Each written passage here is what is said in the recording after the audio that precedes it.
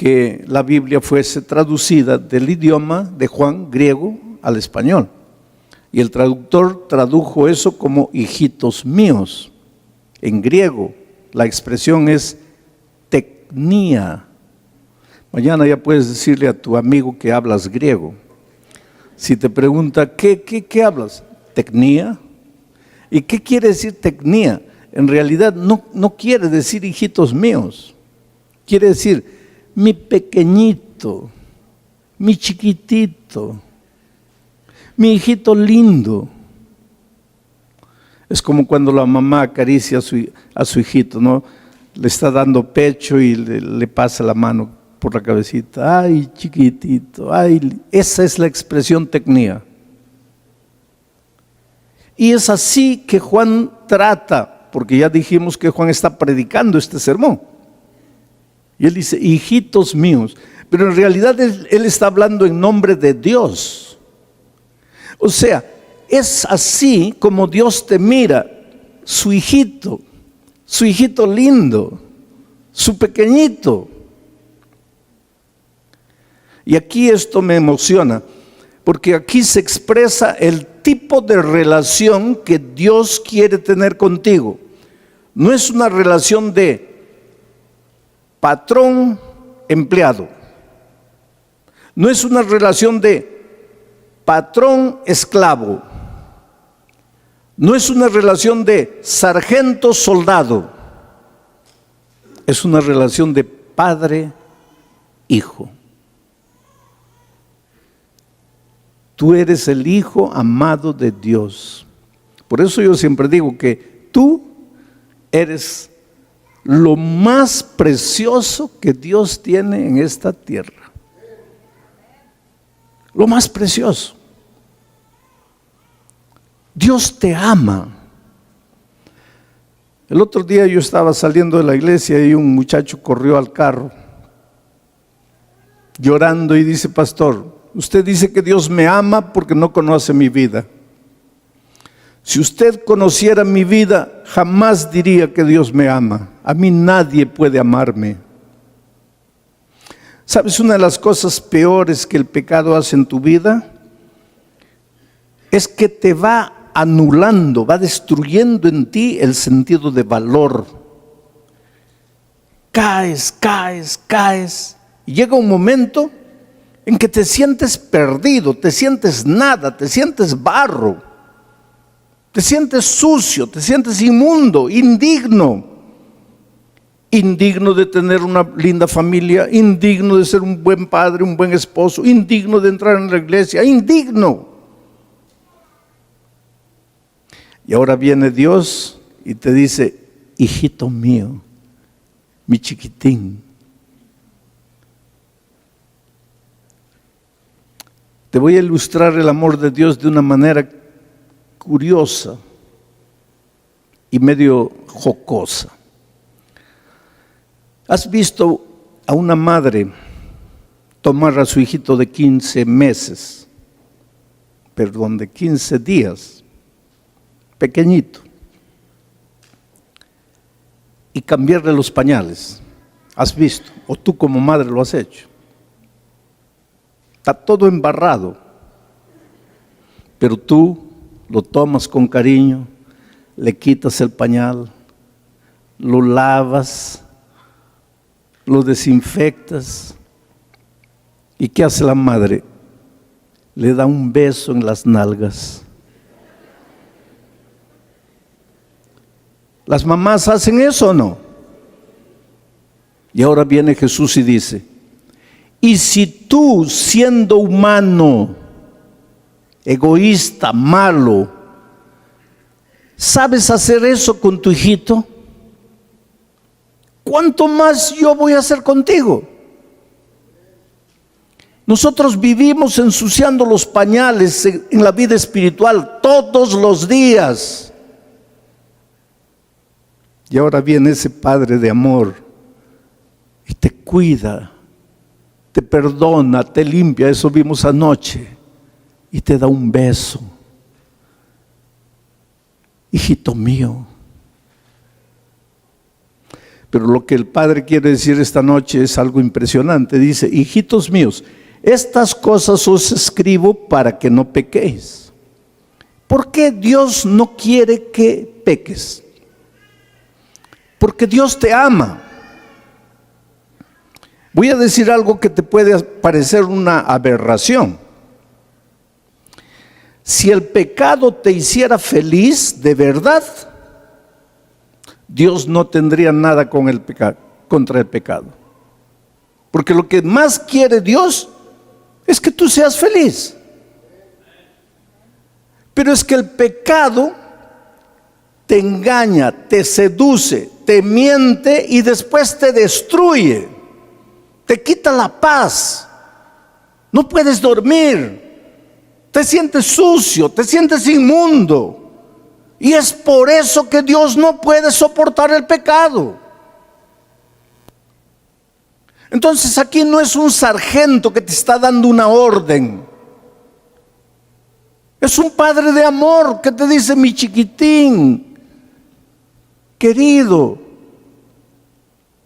todo esto te escribo con un propósito, para que no peques, para que no sufras, para que no llores, para que no destruyas tu matrimonio, para que no destruyas tu vida financiera. Yo te escribo todo esto para que no pases noches enteras sin poder dormir. Te escribo esto para que seas feliz. Te escribo esto para que no peques. Por eso David dice: en mi corazón, quiero que repitan conmigo los que saben, en mi corazón he guardado tus dichos. ¿Para qué? Para no pecar contra ti. La única manera de enfrentar las seducciones del enemigo es amarrarte a las enseñanzas divinas, es seguir las enseñanzas divinas, es guardar la palabra en tu corazón, es leer este tesoro precioso. Porque cuanto tú más lees este libro, más vas a aprender a vivir, menos vas a pecar, vas a encontrar el camino, vas a saber tomar decisiones. No tiene que ver solo con religión, tiene que ver con tu vida, con tu felicidad. Porque tú eres el hijito amado de Dios y Él quiere que tú seas feliz. El otro día alguien me dijo: pero pastor, ¿para qué estudio la Biblia? No entiendo nada, pastor. Yo leo, pero no comprendo nada, no guardo nada, no me recuerdo de nada. Te voy a contar la historia de una viejita. Era la única cristiana en su casa. Nadie iba a la iglesia, ella sí, los sábados se iba a la iglesia. Pero como era viejita, ya no podía conducir. Los nietos se turnaban para llevarla y cada uno intentaba quitarle el cuerpo. No, tú, no, tú. Y la pobre viejita tenía que esperar pues que un nieto se animara a llevarla. Después esperarla, después recogerla, traerla a la casa. Y cuando llegaba a la casa se sentaban a almorzar. Los sábados almorzaban en el patio lleno de flores. Abajo había un riacho.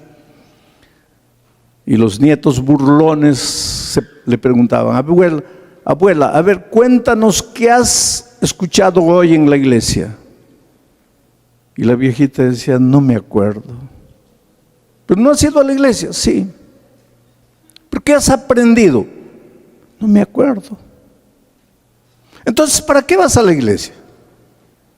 ¿Para qué nos das el trabajo de llevarte? Si no aprendes nada, no guardas nada, no queda nada. Y así todos los sábados, hasta que un día la viejita pues ya dijo: ¿cómo les enseño a estos? Había una canasta vacía, una canasta con la que cargaban carbón, ellos vendían carbón, una canasta llena de hollín, de ceniza, ¿no? Y le dijo a un nieto: hijito, por favor, anda al riacho y tráeme agua con esa canasta. El nieto la miró, y está loca. ¿Cómo voy a traerle agua en la canasta? Pero el papá lo miró y el hijo tuvo que obedecer. Se fue, lógico, llenó la canasta de agua, pero cuando llegó aquí ya no había agua. Y la viejita le dice, pero hijo, no has traído nada. Por favor, anda de nuevo. Y el papá lo miró y el hijo obedeció, fue y trajo el agua. 3, 4 veces. La cuarta ya, el nieto dijo, mira, abuela, ya hice tu gusto. Ya fui 4 veces. No viene nada, no, el agua se cae, no queda nada, es canasta. Y la viejita le dijo, sí, hijito, no vino agua, pero mira ahora la canasta. Ya no tiene hollín, todo el hollín ya se fue, la canasta está limpia. Así soy yo, voy a la iglesia, no traigo nada, pero en mi corazón he guardado tus dichos para no pecar contra ti. Oh querido, ¿quieres tener un hogar feliz? ¿Quieres tener una vida profesional feliz? Una vida económica, financiera feliz? Relaciones felices, quieres tomar decisiones sabias, aquí está el secreto para todo. Quieres tener buena salud, quieres envejecer con alegría, sirviendo a Dios, aquí está el secreto para todo. Mucha gente me pregunta cuántos años tengo. Bueno, yo les voy a decir, yo trabajé 40 años en el ministerio antes de jubilarme. Y ya estoy jubilado hace 12 años. Entonces calcula cuántos años debo tener. Pero pastor, no se nota, porque en mi corazón he guardado los dichos. Hay gente que me dice, pastor, yo no puedo dormir, tengo que tomar píldoras para dormir. El otro día un hermano me decía, comencé con 1, ahora ya estoy con 5, pastor, porque 4 ya no me hacen efecto. Yo no sé lo que es eso, porque cuando yo llego en la noche, agarro los papelitos que están en mi bolsillo, hago una oración, me acuesto, respiro 3 veces profundamente y chao, hasta mañana. Yo no sé lo que es revolcarse en la cama, ay, que no puedo dormir. ¿Por qué? Es que de este libro emana paz.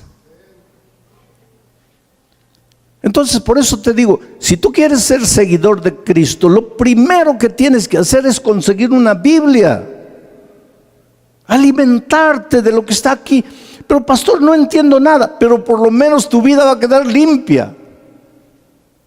Por eso Juan dice, hijitos míos, estas cosas os escribo para que no pequéis. Ese es el ideal de Dios, que no peques, porque el pecado te hace mal, el pecado te hace sufrir. Pero por otro lado, Él te dice, hijito mío, mi chiquitín, ¿sabes por qué? Porque los chiquitines hacemos tonterías en la vida. Ve al mall llevando a tu chiquitín de 3 años y suéltalo. Como un caballito loco, sale corriendo. No ve vitrina, vidrio, él se puede chocar, romper, se puede matar. El papá cuando va al mall con el chiquitín de 3 años tienen que andar de la mano. Algunos han inventado una correa, ¿no? Como a perritos lo van llevando por ahí. Porque si lo sueltan, pues sale disparado, porque es un chiquitín. No quiere hacer mal. ¿Qué es lo que quiere? Divertirse. Pero se puede matar. Así somos nosotros delante de Dios. Corremos como caballitos locos. Vamos para allá, hacemos esto, hacemos aquello. Me gusta, me siento bien.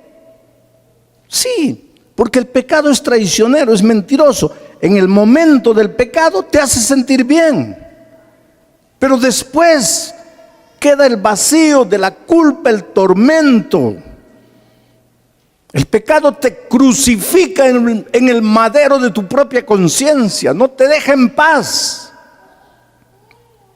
hasta que endureces tu corazón, porque una vez que endurezcas tu corazón y que Dios te libre, ahí ya no sientes más dolor por nada.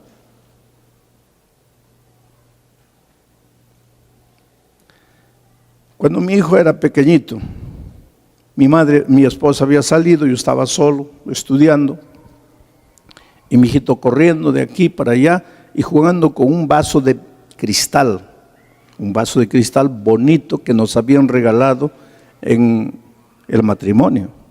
Y ella guardaba ese vaso de cristal como una joya preciosa, no solo porque era materialmente valioso, sino porque la familia que nos había regalado ese vaso era una familia muy querida nuestra. Pero ahí estaba el vaso y el chiquitín corriendo de aquí y yo, hijito, para. Y él corre de aquí, hijito, para. Por lo menos corre de este lado, no corras de ahí, mira, vas a hacer caer el vaso. Y el chiquitín, el hijito mío, el tecnía, pues no obedece. A veces, cuando le decimos no al hijito, el hijito debe preguntarse, pero ¿por qué me dice no? Este padre malo, este padre abusivo, ¿por qué me dice no? ¿No es eso lo que tú haces con Dios? ¿Por qué no? ¿Por qué tú tienes que ser así? ¿Por qué? ¿Por qué? ¿Por qué? Que tú no vas a entender, porque tu padre es padre y tú eres un chiquitín. No vas a entender. Entonces desobedeces, corres como un caballito loco. De repente mi hijo hizo caer el vaso de cristal. Se espatifó contra el suelo, se hizo añicos. Y yo estaba leyendo y para no asustarlo hice de cuenta que no vi, pero había visto todo. Y disimuladamente comencé a mirar para ver qué iba a hacer ahora que destrozó el vaso. Y lo fui observando. Lo primero que hizo cuando cayó el vaso fue mirarme para ver si yo había visto. Y cuando se dio cuenta que, entre comillas, yo no había visto, trató de arreglar, de reconstruir el vaso. Agarró un pedazo, juntó el otro pedazo, y ¿cómo iba a un niñito de 2 años, cómo iba a reconstruir? Todo lo que hizo fue cortarse el dedo. Comenzó a sangrar. Ahora, al ver la sangre, ahí comenzó a gritar desesperado. Y yo corrí. Agarré a mi hijito, lo llevé, comencé a curar su herida. Yo no sé si mi hijo se acuerda, pero le dije, hijito, cuando crezcas en la vida vas a quebrar muchos vasos de cristal. Vas a arruinar muchas veces las cosas más lindas y preciosas que Dios te dio. Pero cuando lo hagas, no trates de resolver el problema solito. Hay un Padre de amor que te ama. Cuando el vaso se quebró, si en lugar de querer reconstruirlo hubieras venido a mí, no te hubieras cortado. Pero quisiste resolverlo solo. Y eso es lo que hacemos en la vida, queridos. Yo conozco una familia que perdió una niña de 17 años, linda, preciosa, porque quedó embarazada, soltera. ¿Podría haber corrido a los padres? Claro que sí. ¿Podría haber corrido a los brazos de Dios? Claro que sí. Pero trató de resolver el problema solita. Fue a provocar un aborto y en la mesa de cirugía murió. Y en la hora del entierro, ese padre abrazaba el ataúd y le decía, hija, ¿por qué? Si tú me decías que estabas embarazada, yo no te iba a felicitar, pero soy tu padre. Yo te iba a ayudar a salir adelante. Pero ¿por qué quisiste resolverlo sola? ¿Por qué no me lo dijiste? Y eso es lo que Dios te dice: hijo, está bien, estas cosas yo te escribo para que no peques, pero si pecas, si caíste, si por no hacerme caso te metiste en problemas, ¿por qué tratas de resolverlo solo? Ven a mí, yo te voy a ayudar. Hay solución para ti. No importa lo que hayas hecho, no importa a dónde te hayas ido, no importa cuán hondo hayas caído, hay perdón para ti, hay transformación para ti.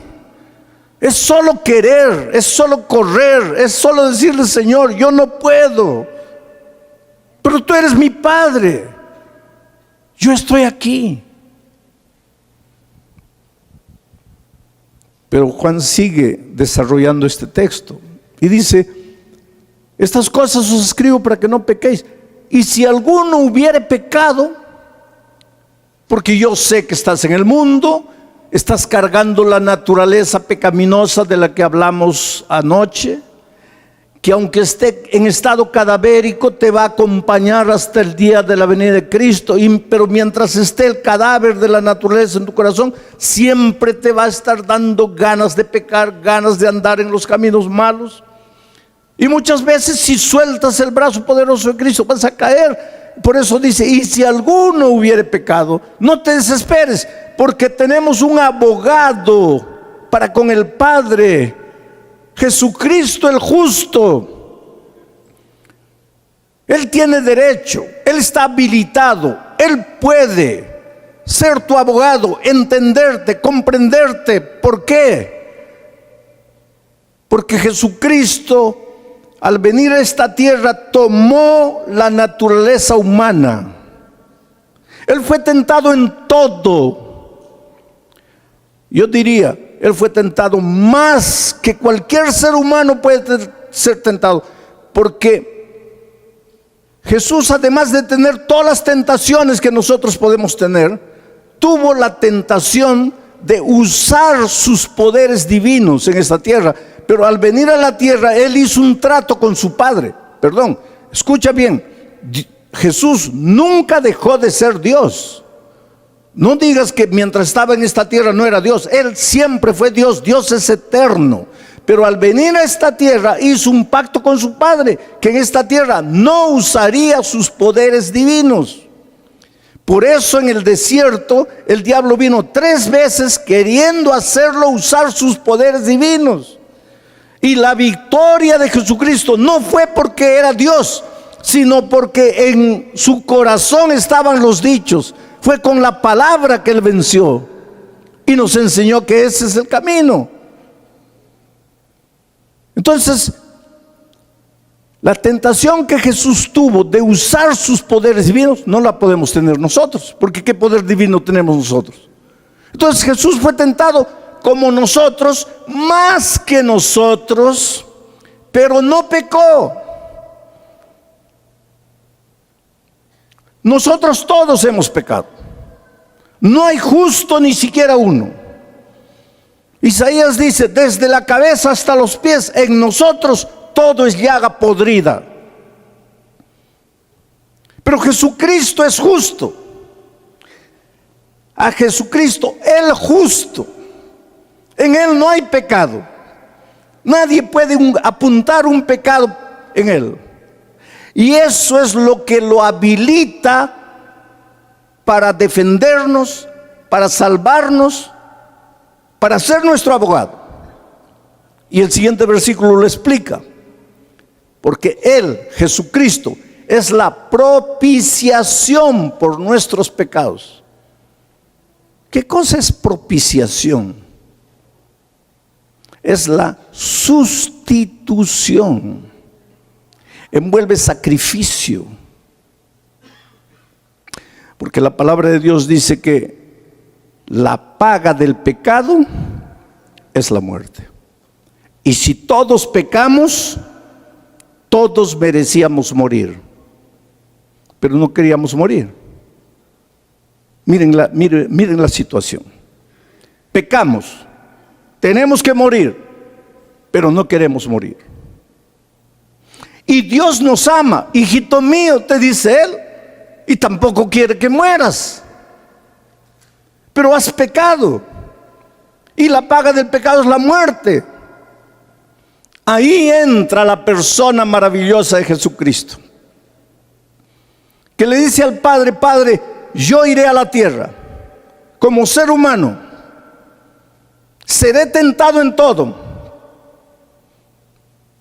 Y cuando Jesús termina su ministerio, ahora voy a hacer una ilustración, es como si Jesucristo le dijera al Padre así: todos los hombres pecaron, todos necesitan morir, porque la paga del pecado es la muerte.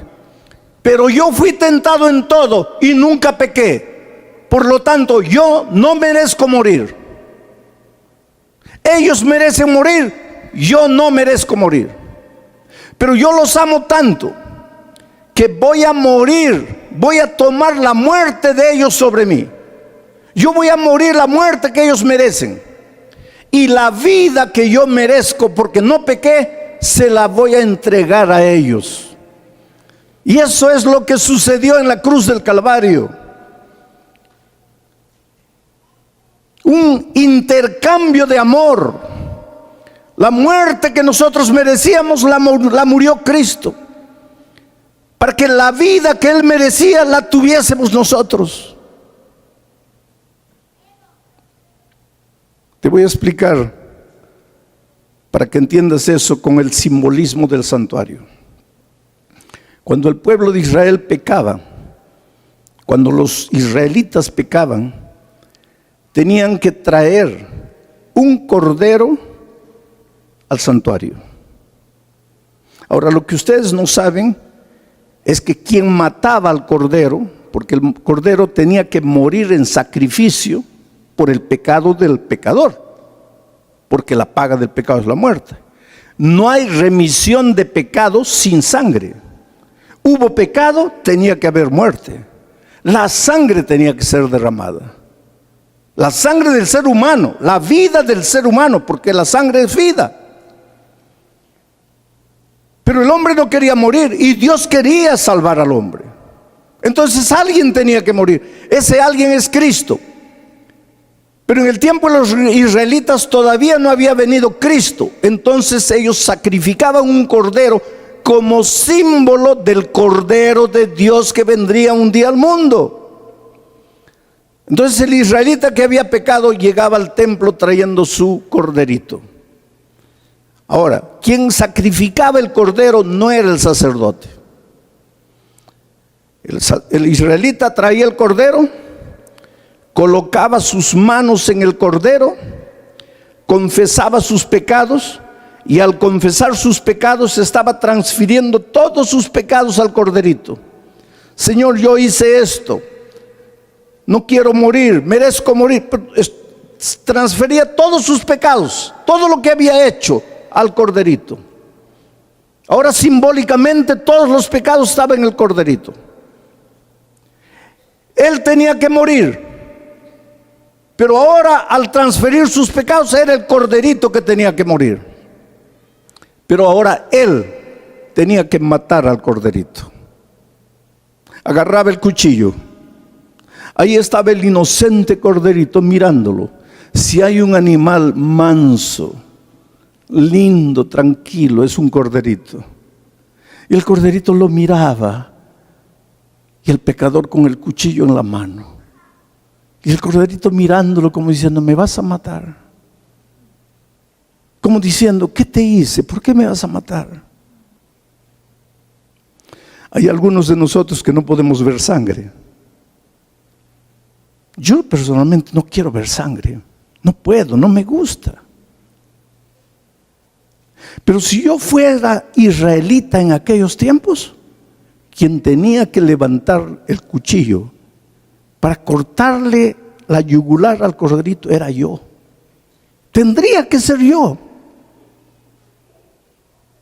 Ay, pero no puedo. Entonces tengo que morir yo. Pero no quiero morir yo. Entonces tiene que morir el corderito. Pero tengo pena del corderito. Entonces tengo que morir yo. Pero Dios mío, yo no quiero morir. Entonces el cordero tiene que morir. Hubo pecado, tiene que haber derramamiento de sangre. Hubo pecado, tiene que haber muerte. Tú no quieres morir, entonces muere el corderito. Y el israelita, llorando, tenía que cortar el cuello del corderito, llorando, porque ese corderito estaba muriendo por él, porque él había pecado y él estaba transfiriendo sus pecados al corderito. Eso fue lo que hicimos en la cruz del Calvario. Eso fue lo que hicimos en la cruz del Calvario. El Cordero de Dios no tenía por qué morir, pero nosotros, los seres humanos, lo clavamos en la cruz. Nosotros.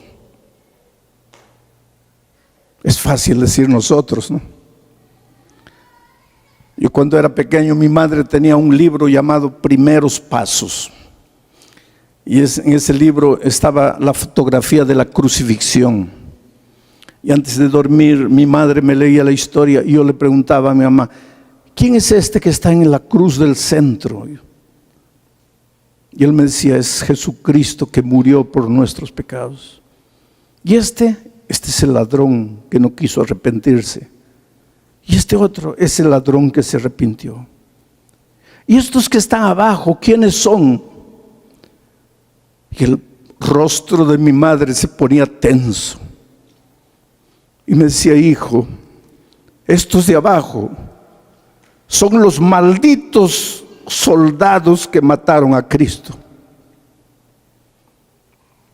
Y pasaron muchos años para entender que no fueron los soldados que mataron a Cristo.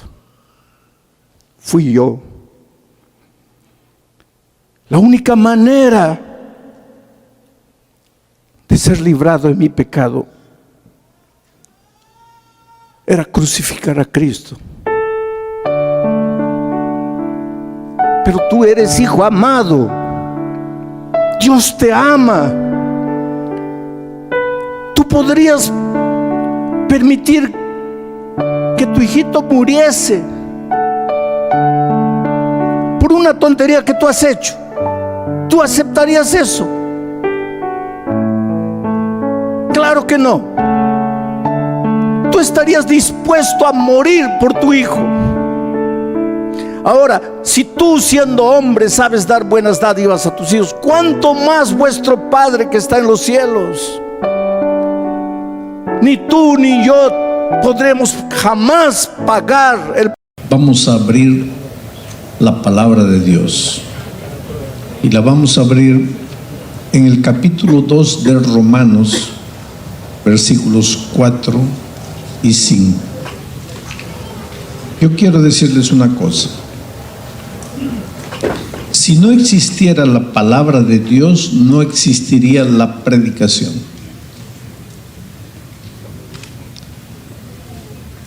¿Cuándo se predicó el primer sermón? ¿Ustedes saben?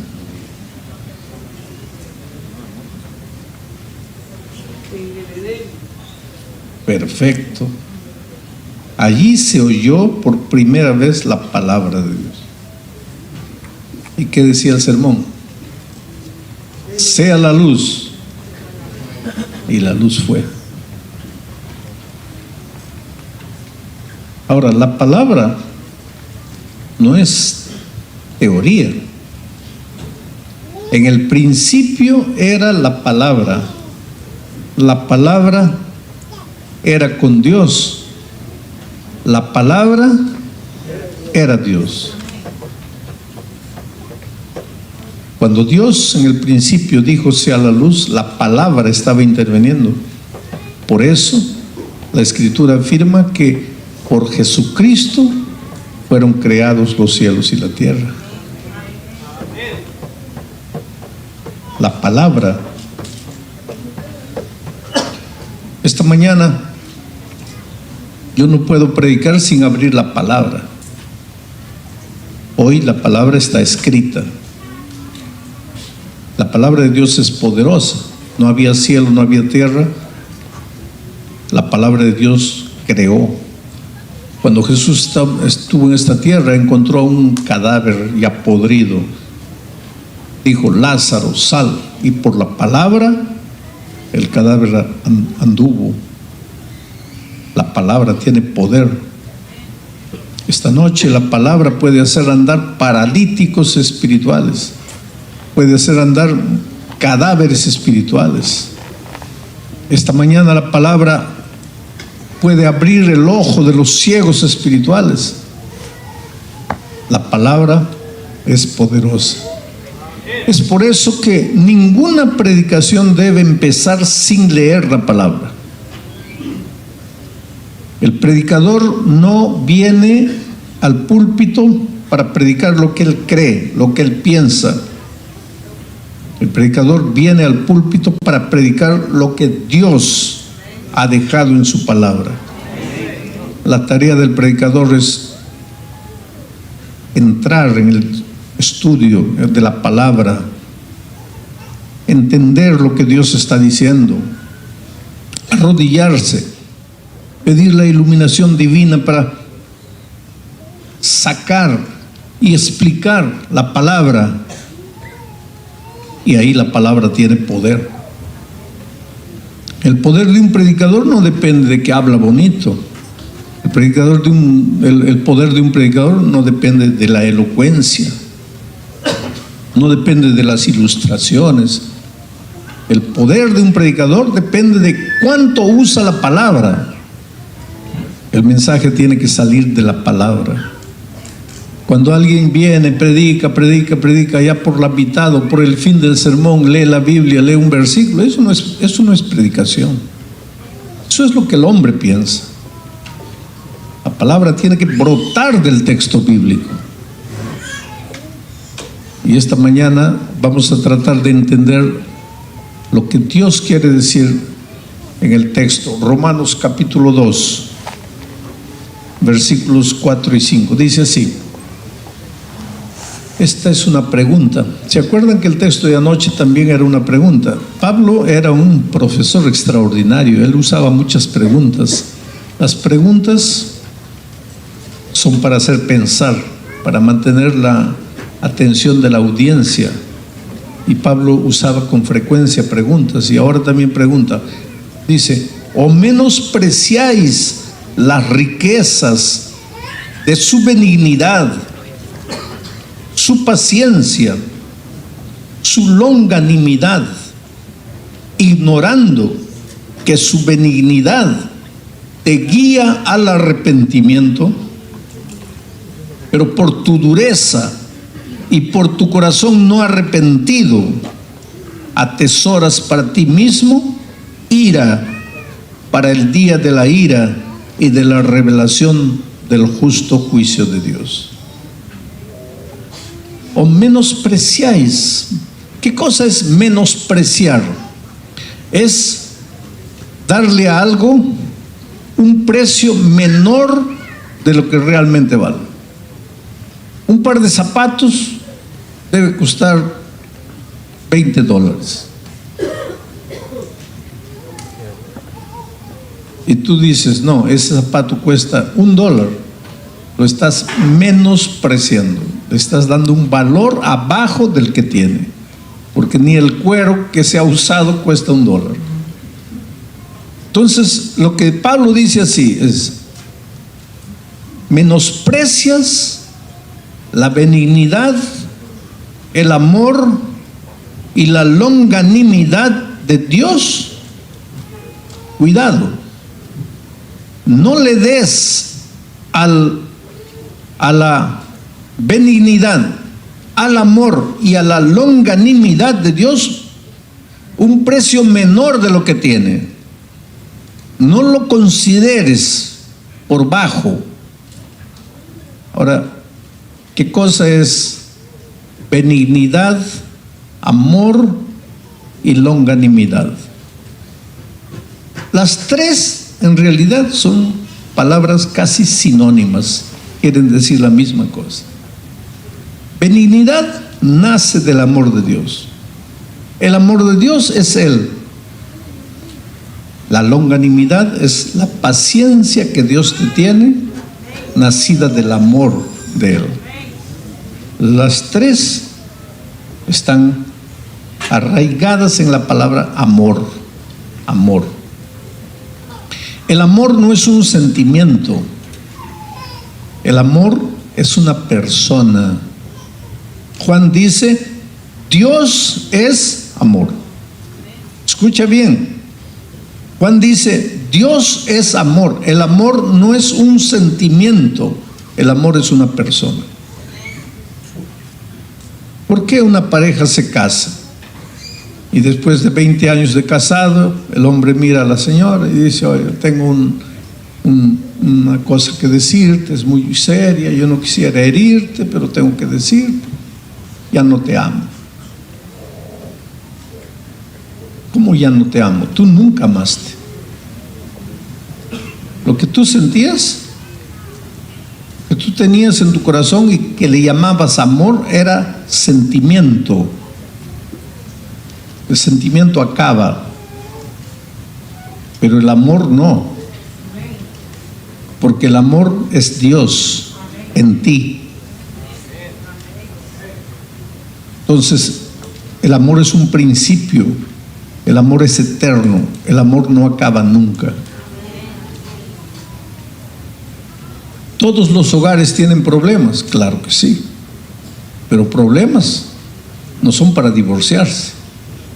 Problemas no son para separarse, problemas son para ser resueltos, para arrodillarse, para pedir la dirección divina. Pero nosotros los seres humanos por naturaleza somos egoístas. Yo digo, te amo, mientras mi esposa es flaquita, bonita, la piel tierna, ahí cualquiera ama. Pero ¿qué pasa si en un accidente mi esposa pierde las piernas, pierde los brazos? ¿A dónde se va mi amor? El sentimiento acaba, el amor no acaba. Bueno, ese no es mi tema. Estoy hablando de la palabra amor. Tú nunca vas a entender el amor de Dios. En todos los años de ministerio que tengo, tal vez el trabajo más difícil que he encontrado en la vida es convencer al ser humano de que Dios lo ama. Porque cuando el ser humano piensa en el amor de Dios, inmediatamente piensa en su conducta y raciocina así: si yo soy bueno, Dios me ama, pero si no soy bueno, Dios no puede amarme. Y nosotros nos encargamos de crear esa cultura en la cabeza de los seres humanos, porque decimos así: mira, pórtate bien, porque si no, Dios no te va a amar. Anda en los caminos de Dios, porque si no, Dios te va a dejar de amar. Dios se va a cansar de amarte. Pero aquí Pablo viene y dice: no. Tú no puedes menospreciar la benignidad, el amor y la longanimidad de Dios. No la puedes menospreciar. Pero yo encuentro por ahí gente que dice así: pues hay pastores que hablan solo del amor, amor, amor. Cuidado, querido, escucha lo que Pablo te está diciendo. Jamás pienses que hablar del amor de Dios es una tontería. No menosprecies el amor de Dios. ¿Y por qué? Porque es el amor de Dios el único instrumento que Dios tiene para llevarte al arrepentimiento. El amor de Dios es el único instrumento que Dios tiene para llevarte al arrepentimiento. No es el palo, no es la disciplina, no es el miedo, no es asustar a la gente. El único instrumento que Dios tiene para llevarte al arrepentimiento es su amor. Por lo tanto, no menosprecies el amor de Dios. Predica más del amor de Dios, enseña más del amor de Dios, vive más el amor de Dios. Porque Dios no tiene otro argumento para llevarte al arrepentimiento. Yo me acuerdo que hace muchos años atrás, yo era director de jóvenes, organicé un campamento, y cuando estaba organizando el campamento, vino un compañero y me dice: mira, ¿estás viendo a ese muchacho? Ya no lo lleves al campamento, porque ese muchacho es malo. Ese muchacho te va a malograr el campamento, es indisciplinado, es liso, malcriado, no lo lleves. Un muchacho de camiseta apretada al cuerpo, mostrando sus músculos. En esos tiempos se usaba mucho el cabello largo, barba, pantalón jeans apretado, con boca ancha. Y mi compañero me dice: no lo lleves. Otros pastores que lo han llevado al campamento solo les ha dado dolor de cabeza. Si tú quieres tener un buen campamento, no lo lleves. Pero yo estaba llegando al Brasil y pensé dentro de mí: ¿cómo le voy a negar la oportunidad a un joven si estoy llegando recién? Tal vez se portó mal con los otros, pero de repente conmigo se porta bien. Y lo llevé. Pero en 2 días me arrepentí de haberlo llevado. Porque realmente no solo era malo, sino que porque hay malos que hacen el mal y se esconden. Este no, este hacía el mal y mostraba la cara, como diciendo: ¿quién me va a hacer? ¿Quién me va a hacer alguna cosa? A ver, ¿quién es el valiente que me va a decir alguna cosa? Y pues ese espíritu estaba contaminando a los jóvenes. Y nosotros teníamos un reglamento en el campamento. Si alguien comete una indisciplina, el jefe de la carpa habla con él. Si él vuelve a repetir la misma indisciplina, el preceptor de los varones o de las chicas habla con él. Si él vuelve a cometer la misma indisciplina, el director del campamento habla con él. Y si él vuelve a cometer la misma disciplina por la 4ª vez, me lo traen a mí. Pero solo para decirle: arregla tu mochila, estás expulsado. Bueno, él cometió la primera, se rió del jefe de la carpa. Cometió la segunda, se rió en la cara del preceptor. Cometió la tercera, se rió en la cara del director. Cometió la 4ª indisciplina.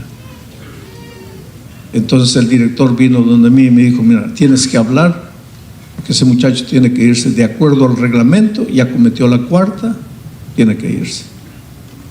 Pero cuando el director vino a hablar conmigo, era después de la reunión de la noche, era más o menos 10:30, 11 de la noche, y nuestro campamento estaba en el campo. ¿Y cómo lo íbamos a mandar a la casa en el campo, a pie, abandonarlo en la oscuridad? No podíamos.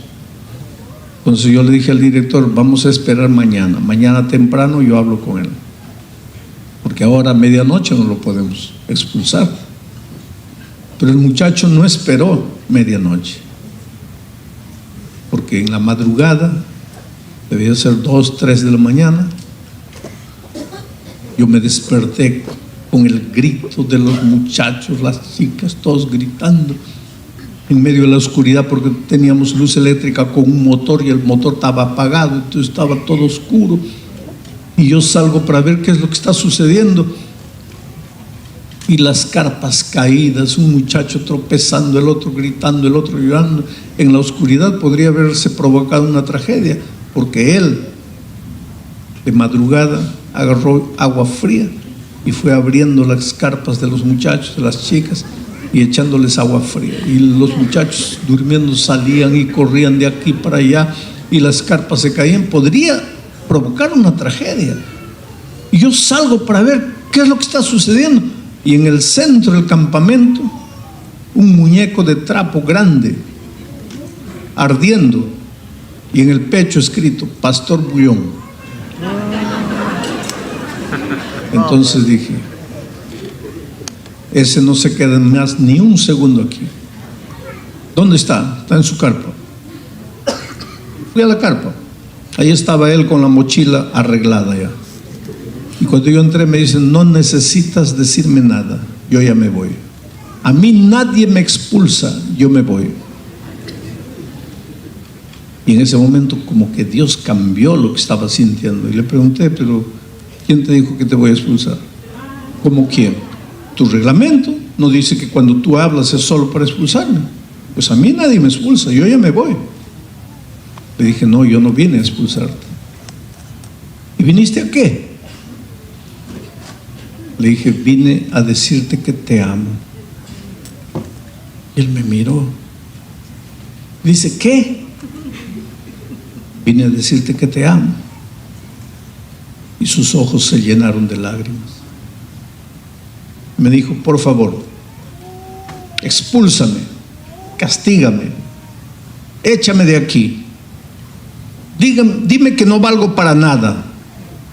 Dime que soy un elemento pernicioso aquí. Pero por favor, jamás digas que me amas. Le digo, mira, yo sé que no es fácil amarte, porque tú eres difícil, tú no te dejas amar. Pero yo quiero amarte. Dame una oportunidad. Y me dice, no, a mí nadie me ama.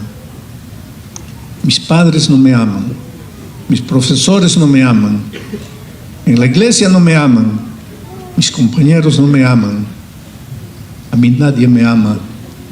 No te atrevas a decirme que me amas. Le dije, mira, quédate en el campamento. ¿Para qué? Te voy a malograr el campamento. No, quédate. Te voy a nombrar jefe de disciplina del campamento. ¿A mí? Sí, a ti. Porque de las indisciplinas tú conoces todo. Entonces tú vas a ser el mejor jefe de disciplina. Quédate, te necesito. Y el muchacho se quedó. Tuvimos el campamento más disciplinado.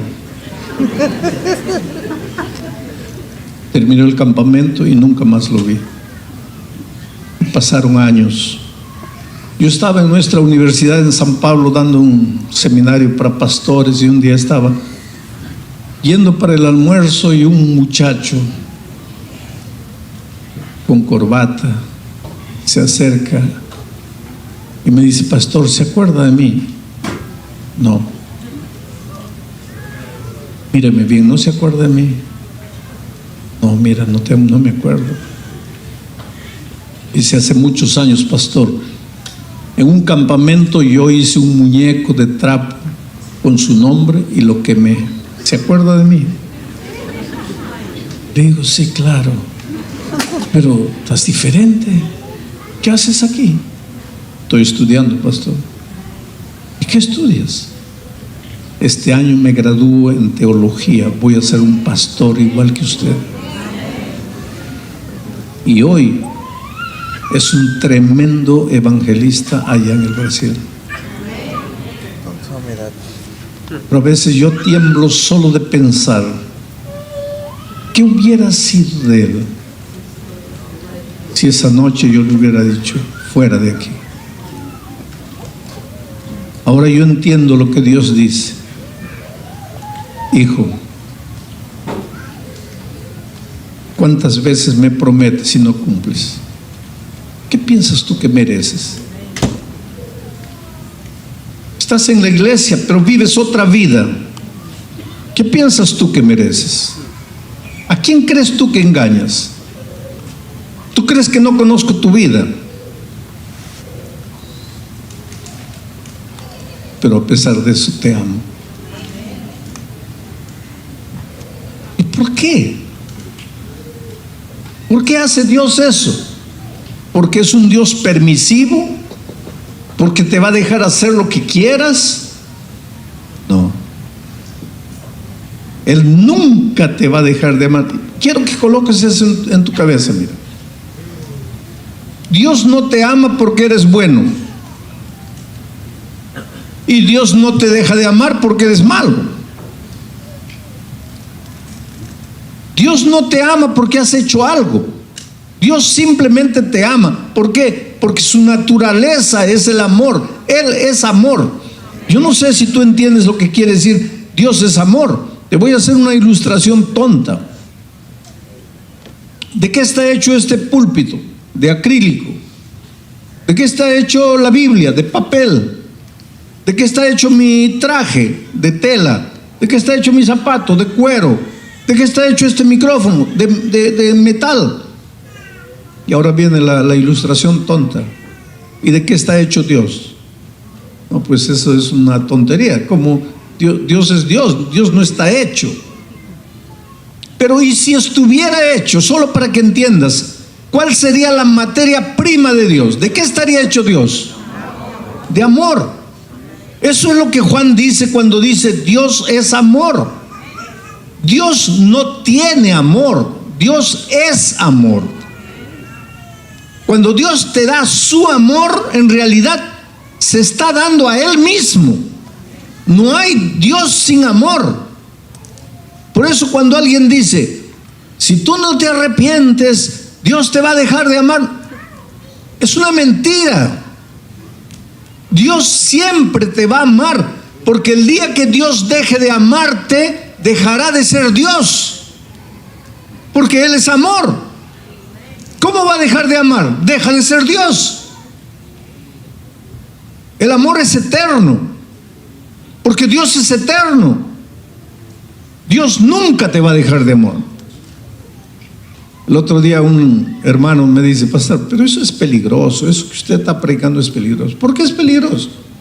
Porque la gente va a pensar así, bueno, pues ya si Dios me ama, ¿para qué me preocupo? Ya estoy salvo. Haga lo que haga, estoy salvo. No, querido. No vamos a confundir las cosas. Yo te estoy hablando del amor de Dios. No vamos a confundir Ana Teresa con la naturaleza. Son dos cosas diferentes.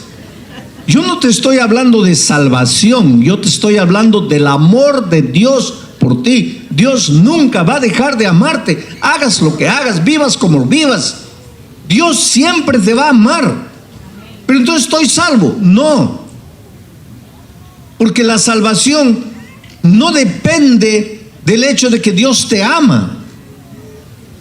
La salvación depende del hecho de que tú te apoderes del amor de Dios, que tú aceptes el amor de Dios, que tú permitas que el amor de Dios trabaje en tu vida.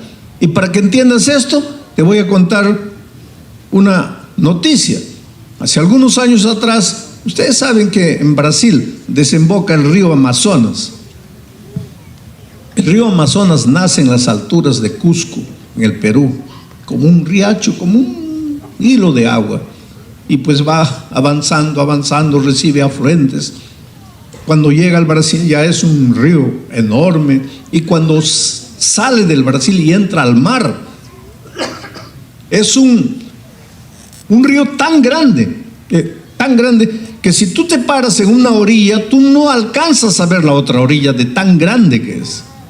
Entonces el río Amazonas entra al océano Atlántico con una fuerza tan grande que sabes que él no se mezcla, el agua dulce del Amazonas no se mezcla con el agua salada del mar, por lo menos por casi 200 kilómetros. ¿Cuánto es 200 kilómetros? Es mucho. O sea, 200 kilómetros mar adentro, todavía hay agua dulce, porque el río Amazonas no se mezcla con el agua. Solo a los 200 kilómetros va perdiendo fuerza y ya se va mezclando y se vuelve todo agua salada. Pero hace unos años atrás, una embarcación naufragó, salieron a buscar y finalmente encontraron en un barco pequeñito 4 personas muriendo, sobrevivientes del naufragio, muriendo. Y cuando vieron al capitán del rescate, tenían los labios partidos, todo el rostro partido, y lo primero que ellos dijeron, por favor, agua, agua, denos agua, agua, por favor, agua, agua. Yo capitán le dice, pero ¿y por qué no toman agua? Ustedes hace rato que están nadando en el río Amazonas. ¿Por qué no toman el agua? Ahí está el típico ejemplo de gente que se está muriendo rodeado de agua dulce, muriendo de sed. Pues el amor de Dios es así. Dios nunca te va a dejar de amar, pero el amor de Dios no te sirve para nada a no ser que tú te apoderes del amor de Dios, que tú tomes el amor de Dios, que tú aceptes el amor de Dios. Porque si no aceptas el amor de Dios, te vas a morir, te vas a perder, pero no porque Dios dejó de amarte. Él nunca te va a dejar de amar. Te vas a perder porque tú no bebiste del amor de Dios. Tú no te apoderaste del amor de Dios.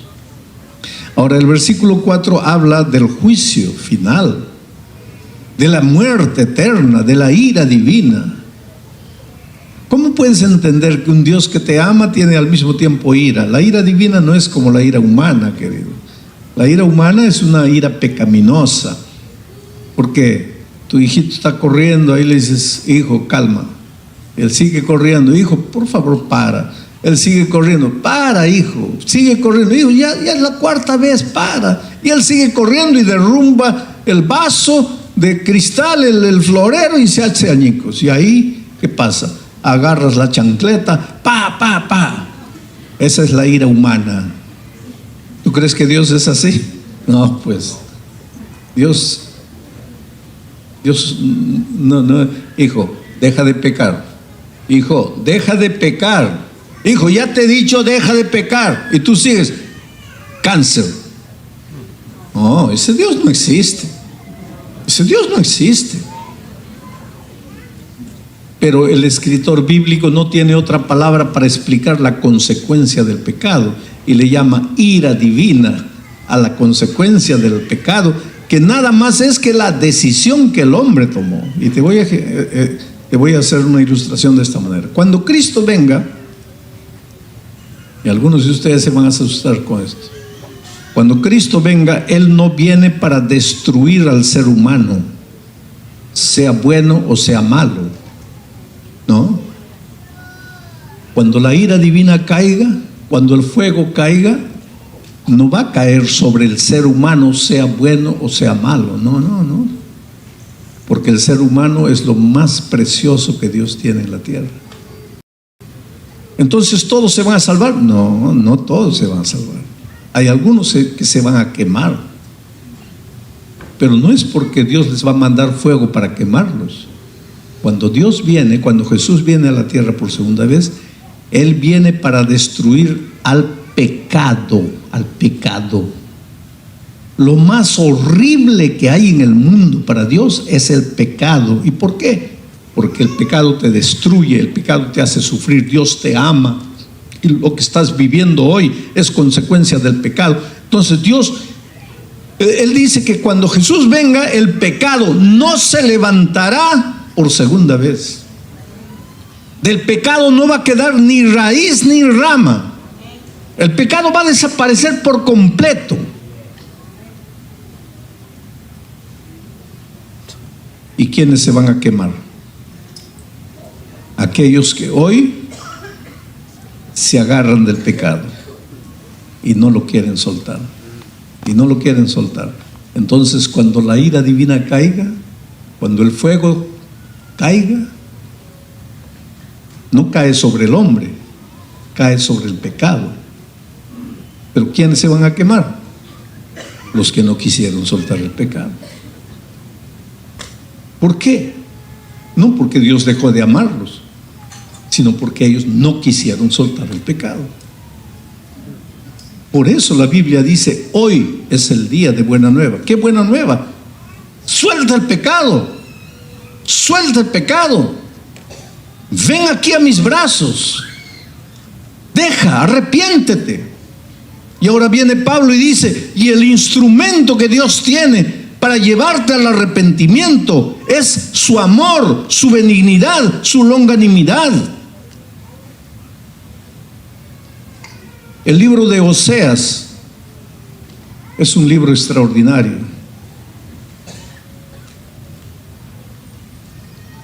profeta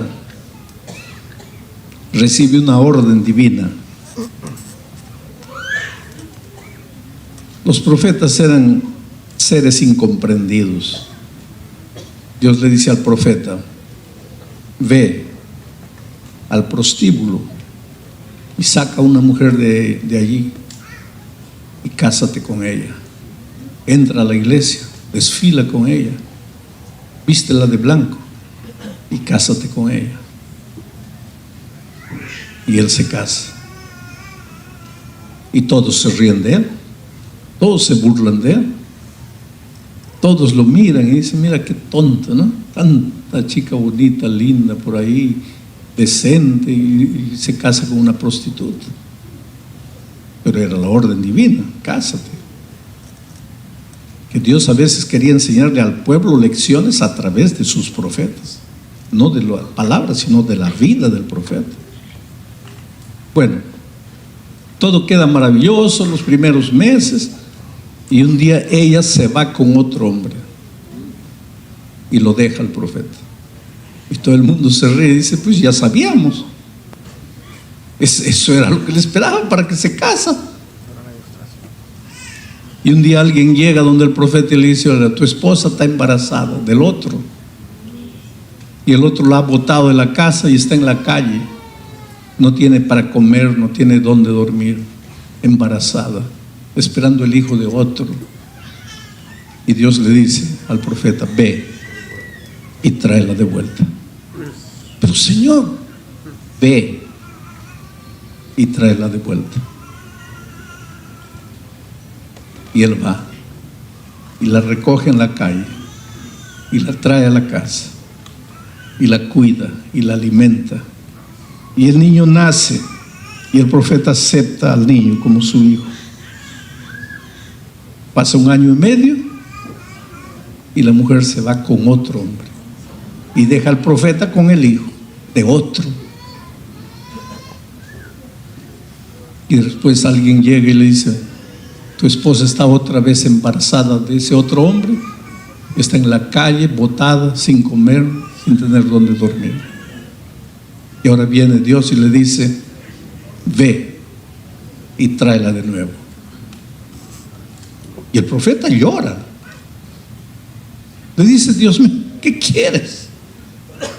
¿Qué quieres de mí? No me discutas, ve. Y él va y trae a la mujer. Y el niño nace y él acepta al hijo de otro. 1 año y medio después, la mujer se escapa con otro y se queda embarazada de otro y se queda en la calle muriendo de hambre y de frío. Y ahora viene Dios y le dice: ve y trae de nuevo a tu mujer. Y ahí el profeta ya no puede más y le dice: Dios mío, por favor, ya le he dado una oportunidad y otra. Y Dios le dice: hijo, yo quiero que entiendas una cosa. Tú eres yo y la mujer es mi pueblo. Mi pueblo. Me traicionan, se van con otros, vuelven con sida, vuelven enfermos, vuelven destruidos, y yo los recibo. Amén. Y después me dejan y se van y vuelven y yo los recibo, y después se van y vuelven y yo los recibo. Yo quiero que entiendas lo que es mi amor. Pero la 4ª vez la mujer mira al profeta cuando viene un hombre ahí y la comienza a hablar, y la mujer mira al hombre y le dice: nunca más, yo no puedo más herir el amor de mi esposo. ¿Por qué? Porque es el amor que te lleva al arrepentimiento. Es el amor que finalmente te conquista. Es el amor que finalmente te lleva a la conclusión: Dios mío, no quiero más hacerte sufrir. No quiero más vivir como he vivido. Mi vida de aquí para adelante va a ser diferente porque te amo. Entonces viene la mano poderosa de Jesucristo y cúrate tus heridas y te hace un hombre, una mujer diferente. No importa lo que has vivido, hoy es el día de buena nueva.